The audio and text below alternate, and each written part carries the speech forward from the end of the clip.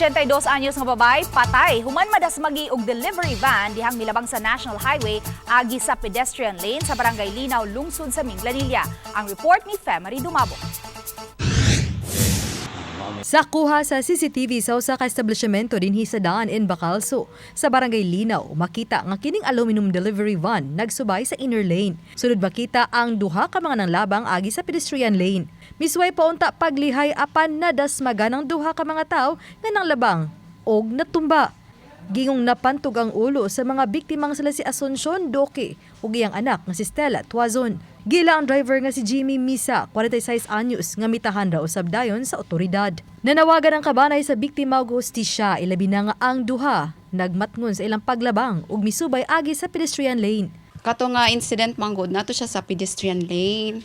Kita mga kuan ba mga pedestrian, how safe are we kung anata sa kuan ba sa pedestrian lane.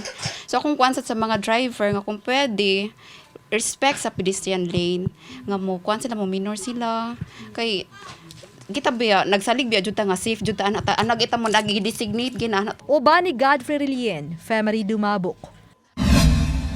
GMA Regional TV Live.